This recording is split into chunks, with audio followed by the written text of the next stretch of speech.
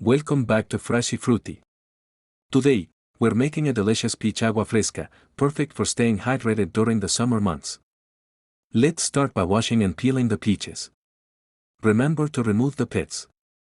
Now, add half a cup of cold water to the blender to help with blending. Next, we'll enhance the flavor by adding a tablespoon of freshly squeezed lime juice. Strain the peach puree into the pitcher to get a smooth consistency. Once the peach agua fresca is chilled, we'll add a touch of sweetness with 3-4 tablespoons of simple syrup. Serve the peach agua fresca over ice and garnish with a sprig of fresh mint. And there you have it, a delightful peach agua fresca that's bursting with fruity goodness.